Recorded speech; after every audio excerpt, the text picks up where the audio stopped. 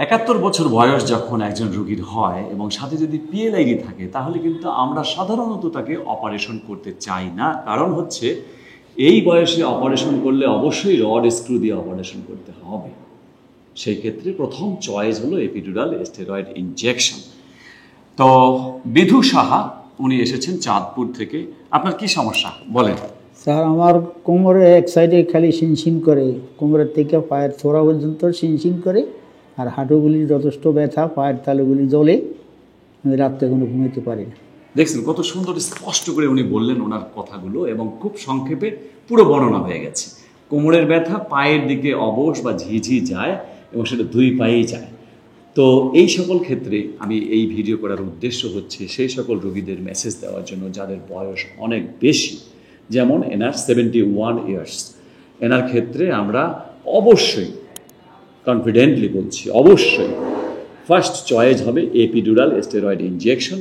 কারণ এনাদের এমআরআই দেখলে, একজন যে কোনো ৭১ বছর বয়সের এমআরআই দেখলে, যদি আমি রাস্তা থেকে 10 জনকে নিয়ে এসে, সুস্থ মানুষ 10 জন সুস্থ ৭১ বছর বয়সের মানুষকে এনে যদি আমি এমআরআই করি, এমআরআইতে কি দেখব? দেখব তার পিএলআইডি আছে, অর্থাৎ পিএলআইডির মতো ডিস্ক প্রলাপসের মতো এমআরআই আছে। তাহলে কি আমি সবাইকে মানে পিএলআইডি রোগী বলবো? নো, তারা তো সুস্থ মানুষ। তো এনার ক্ষেত্রেও একই রকম এমআরআই দেখে আমরা মোটেই ঘাবড়িয়ে যাইনি বা অপারেশনের কথা বলিনি। কারণ এই বয়সে সাধারণত যেটা হয় সেটা হচ্ছে স্পাইনাল ক্যানেল স্টেনোসিস বা লাম্বার ক্যানেল স্টেনোসিস, অর্থাৎ পিএলআইডি নয়, পিএলআইডির মতো লক্ষণগুলো আছে, পায়ের দিকে ঝিঝি অবশ আছে।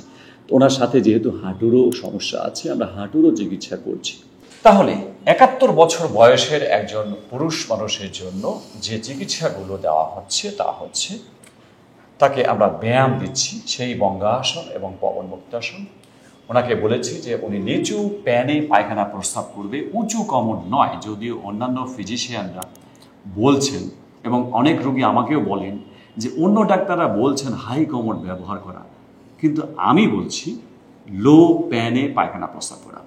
বিশ্বাস করেন ভাই, যারাই আপনারা এই ভিডিও দেখছেন, এমনকি যদি ডাক্তাররাও দেখে থাকেন, এই ভিডিওর থ্রুতে আমি বলতে চাই যে এরকম ৭১ বছর বয়সের একজন রোগীকে আমরা কিন্তু যে কথাটা বলবো সেটা হচ্ছে লো প্যানে পায়খানা প্রস্রাব করেন, হাই কোমর নয়। হাই কোমরে পায়খানা যদি করে বা এটা যদি অভ্যাসে পরিণত করে তাহলে তার হাঁটু শেষ, হাঁটু স্টিফ হয়ে যাবে দিনে দিনে। কিন্তু যদি লো প্যানে পায়খানা প্রস্রাব করে তাহলে হাঁটু ফ্রি থাকবে মৃত্যুর আগের দিন পর্যন্ত। ওনার বয়স যখন 120 বছর হবে তখনও কিন্তু উনি নিচে বসতে পারবে এবং হাঁটু থাকবে ফ্রি। মৃত্যুর আগে হাঁটু নষ্ট হয়ে যাবে, এটা কে বলেছে? 120 বছর বয়সের একজন মানুষের হাঁটু নষ্ট হয়ে যাবে, এটা কে বলেছে যে সে নিচে বসতে পারবে না? সকলেই মৃত্যুর আগ পর্যন্ত আমরা চাই যে হাঁটুটা ভালো থাকুক, ফ্রি থাকুক। তো যেটা বলছিলাম যে লো প্যানে পায়খানা প্রস্রাব করলে হাঁটু যেমন ফ্রি হয়, হিপ জয়েন্ট ভালো থাকে, মেরুদণ্ডও ভালো থাকে। তাহলে ওনাকে আমরা কি বলেছি যে নিচু প্যানে পায়খানা প্রস্রাব করবেন, আর ওজন তোলার যে সঠিক নিয়ম সেটা শিখিয়ে দিয়েছি। আর কি বলেছি, যদি উনি যেহেতু হিন্দু, মুসলমানদের জন্য যেটা বলি আমরা যে দাঁড়িয়ে নামাজ পড়বেন, চেয়ারে নামাজ নয়। এই ক্ষেত্রেও সকল ডাক্তাররাই বলেন, আমাদের রোগীরাই বলে যে অন্য ডাক্তাররা বললেন চেয়ারে নামাজ পড়তে, আর আমি বলি চেয়ারে নামাজ আর একদিনের জন্যেও নয়, আপনাকে দাঁড়িয়ে অন্যান্য সুস্থ মানুষের মতো নামাজ পড়তে হবে, অর্থাৎ রুকু সিজদা দিয়ে চেয়ার ছাড়াই যায় নামাজে নামাজ পড়তে হবে। তাহলে এই যে সাজেশনগুলো খুবই ইম্পর্ট্যান্ট একজন পিএলআইডি রোগীর জন্য, বিশেষ করে এনার জন্য তো খুবই ইম্পর্ট্যান্ট। আমরা হাঁটু ফ্রি করতে চাই, এনার ব্যাক ফ্রি করতে চাই, এনার হিপ জয়েন্ট ফ্রি করতে চাই, এনাকে মৃত্যুর আগের দিন পর্যন্ত মানে সমস্ত জড়তা, হাঁটু হিপ জয়েন্ট এগুলো জড়তা মুক্ত মানুষ হিসেবে আমরা দেখতে চাই। তো আমরা শুধু চিকিৎসাই করতে চাই না, আমরা চাই যে রিহ্যাবিলেট করা, মানুষকে পুনর্বাসিত করা, তাকে আগের মতো জীবনে নিয়ে আসা, তাকে জীবনটাকে সহজ করে দেওয়া। বারে বারে ডাক্তারের চেম্বারে আসার যে টেন্ডেন্সি যেটা হয়, যে একবার হাঁটুর ব্যথা শুরু হলে ওই কয়েক মাস পর পরে হাঁটুর জন্য বারবার ডাক্তারের কাছে যেতে হয়, কারণ তারা হাঁটুর ব্যায়াম করে না, শুধু চিকিৎসা নিয়ে বাড়ি চলে গেল। কেন ভাই? কোনো লাভ আছে? ওষুধ নেওয়ার জন্য আমাদের কাছে আসার দরকার আছে। ওষুধ তো দোকানদার দিতে পারে, হাঁটুর ব্যথা ওষুধ দিয়ে দিলাম, ভালো হয়ে যাবে, নিশ্চিত থাকেন ভালো হয়ে যাবে। কিন্তু দীর্ঘমেয়াদে ভালো হওয়ার জন্য আমাদের কাছে আসতে হবে।